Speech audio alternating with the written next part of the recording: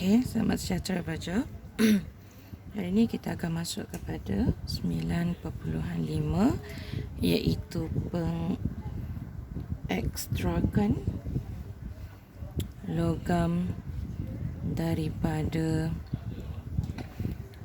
bijihnya. Okey, so proses pengekstrakan ni adalah dijalankan untuk mendapatkan tujuan dia untuk mendapatkan logam daripada bijihnya. Sebagai contoh, okey, cikgu nak dapatkan logam ferrum. Nak dapatkan logam ferrum, kita mesti ambil daripada bijih dia. Okey, contoh bijih ferrum, kita ada hematit. Okey, kita ada hematit ataupun magnetit. Hematit, dia punya formula molekul dia adalah Fe2O3. Magnetit adalah Fe3O4. Okey, daripada hematit dan magnetit kita akan buat pengekstrakan untuk dapatkan logam ferrum sahaja. So kita akan asingkan ataupun singkirkan oksida ini. Okey. Okey, kita ada 3 cara untuk kita ekstrak logam daripada bijih dia. Yang pertama, 3 kaedah ya. Yang pertama, kita akan ekstrak melalui proses penurunan bijihnya, bijihnya melalui elektrolisis. Okey, yang kedua kita akan ekstrak melalui proses penurunan bijihnya dengan karbon. Okey, dan yang ketiga kita akan buat pengekstrakan melalui proses penurunan bijih dengan logam reaktif. Okey. Merujuk kepada nota pada muka surat, nota buku teks muka surat 51, rujuk siri kereaktifan logam. Pada siri kereaktifan logam ni, kalau kamu tengok penyusunan logam dia, K, Na, Mg, Al, kemudian di sini akan ada C, karbon. Kemudian ada zinc, Fe, Sn, Pb. Okey, so kita asingkan Pb, Cu, Hg, Ag dan juga Au. So ini di bawah ni bermula daripada kuprum sehingga aurum ataupun emas.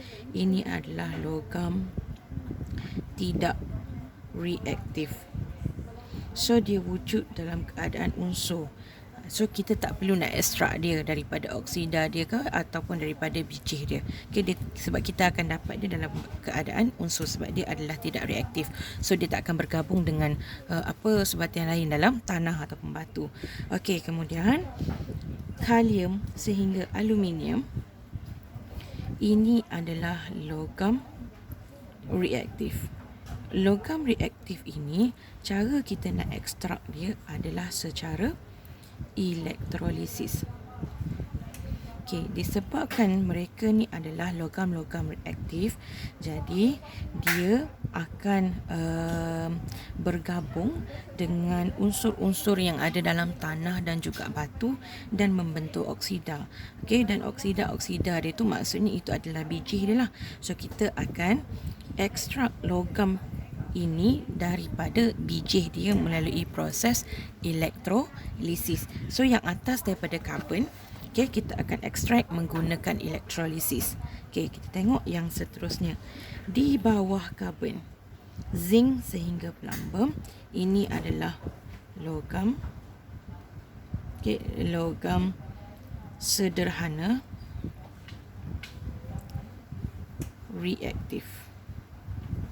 Untuk logam sederhana reaktif, kita akan ekstrak dia menggunakan penurunan oleh karbon. Disebabkan logam ini adalah kurang reaktif daripada karbon. Okey. Untuk Cu dengan Hg, okey, logam yang tidak reaktif adalah argentum dengan aurum sahaja. Okey, yang ini untuk argentum dengan aurum. Untuk Cu dengan Hg, kuprum dengan merkuri, ini adalah logam kurang reaktif. Dia bukan tidak reaktif, dia adalah logam yang kurang reaktif, di mana kita akan ekstrak dia daripada bijihnya, okey, menggunakan pemanasan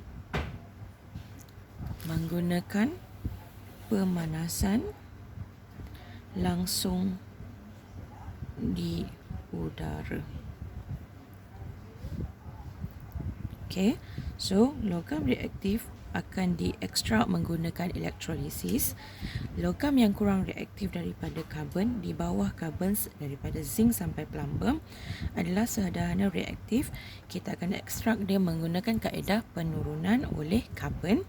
Okay, kuprum dan merkuri adalah logam kurang reaktif, di mana kita akan ekstrak bijihnya, okey, daripada bijihnya menggunakan pemanasan langsung di udara.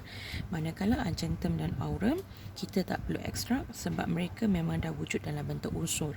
So yang di atas ini daripada kalium sampai merkuri, mereka ni adalah wujud dalam bentuk sebatian. So kita perlu asingkan benda asing daripada unsur tersebut. Okey, kenapa kita menggunakan karbon untuk mengekstrak logam? Okey, ini kerana sifat karbon ni adalah kurang reaktif. Okey, dia adalah lebih murah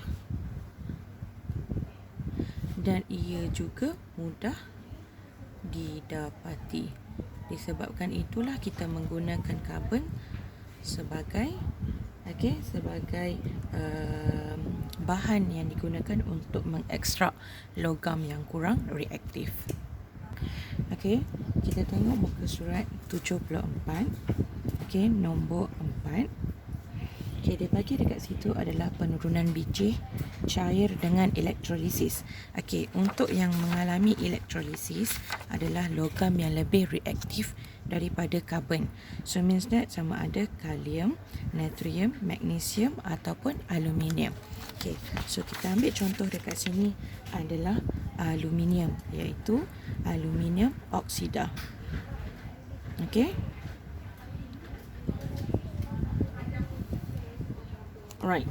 So disebabkan oleh karbon ini kurang reaktif daripada aluminium, so kita akan menggunakan proses elektrolisis untuk dapatkan logam aluminium daripada bijihnya. Okey, so kita tengok eksperimen yang ini. Tujuan dia adalah untuk mengekstrak logam aluminium daripada bijihnya, ataupun okey, kita nak dapatkan aluminium daripada bijihnya. Bijih dia adalah boksit, ataupun nama lain dia adalah aluminium oksida. Okey, macam mana kita nak dapatkan aluminium daripada boksit ataupun aluminium daripada aluminium oksida? So kita akan buat proses elektrolisis. So ini adalah gambar rajahnya. Dalam gambar rajah ni akan ada 3 elektrod karbon yang bertindak sebagai anode, dan kita akan ada satu lapisan karbon yang bertindak sebagai katot. Okey. Kemudian di dalam ini kita akan ada campuran ni di atas ni ya, campuran aluminium oksida ataupun boksit tadi. Okey, so ini adalah bijih aluminium. Bijih aluminium. So kita campurkan boksit ataupun aluminium oksida bersama dengan kriolit. Kriolit ini adalah mangkin dalam tindak balas ini. Dia punya formula kimia dia adalah Na3, Al dan F6. So ini adalah kriolit.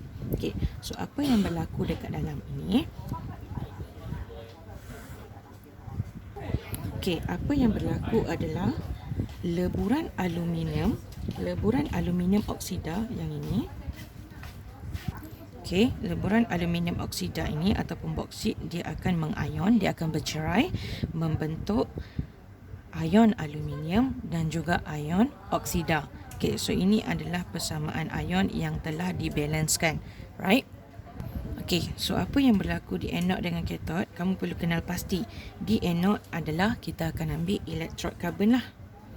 Okey, kita akan ambil elektrod karbon. Manakala di kathod kita akan ambil lapisan karbon. So apa yang berlaku di anode? Di anode akan berlaku proses pengoksidaan di mana ion itu dia akan melepaskan elektron lah, samalah macam proses elektrolisis sebelum yang kita belajar pengesyarakan ni. Okey, manakala di kathod dia akan mengalami proses penurunan, iaitu dia akan menerima elektron. Okey, so apa yang berlaku di anode? Anode yang tertarik, ion yang tertarik.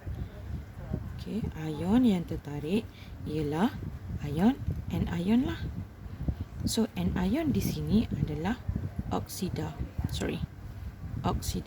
So apa yang berlaku dekat oksida ni adalah oksida dia akan mengalami proses pengoksidaan, membebaskan elektron dan menghasilkan gas oksigen. So ini adalah persamaan setengah untuk anode. Manakala di kathod, apa yang berlaku? Mestilah cation yang tertarik.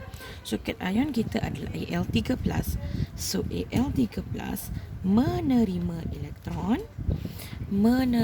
elektron untuk membentuk atom Al. Okey, so selesai setengah persamaan.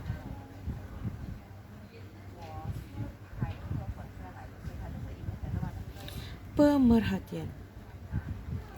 Apa yang dapat diperhatikan di anode akan terhasilnya gas oksigen, manakala di kathod akan terhasilnya pepecah aluminium.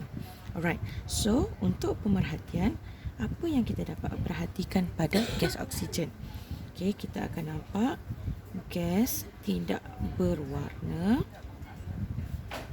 terhasil, dan untuk kathod kita akan nampak pepejal kelabu terbentuk. Okey. So apa hasil yang kita dapat? Hasil dia semestinya nak panah lah. So ini kita akan dapat gas oksigen, dan yang ini kita akan dapat pepejal aluminium. Okey, ataupun kamu boleh tulis terus Al lah. Okey. Kemudian last sekali kita akan buat persamaan ion. Okey, untuk persamaan ion macam biasa, kita mesti gabungkan kedua-dua setengah persamaan pada anode dengan kathod. Okey, pertama sekali kena tengok dulu pada dia punya tengok pada bilangan elektron. Mesti kena samakan dulu bilangan elektron. So untuk oksida, di anode elektron dia adalah 4, di kathod elektron dia adalah 3. So kita samakan dia. Keseluruhan persamaan untuk anode kita akan darabkan dengan 3. Keseluruhan persamaan untuk kathod kita akan darabkan dengan 4 lah. Supaya 4 kali 3 kita akan dapat 12 elektron, 3 kali 4 kita akan dapat 12 elektron. So kat sini kita akan dapat NO2- kita akan dapat 6. Okey, yang ini pun kita akan dapat 3O2. Kat sini kita akan dapat 4Al3+ tambah 12 elektron menghasilkan 4Al. Okey, jadi kita akan salin semula. Kita ambil yang warna merah ni. Okey, so NO2 minus 6 oksida. Okey, bertindak balas dengan 4 Al3+. Okey, sebelah sini menghasilkan salin balik 3 molekul oksigen dan 4 molekul aluminium. So ini adalah leburan aluminium. Leburan aluminium yang kita dapat di sini.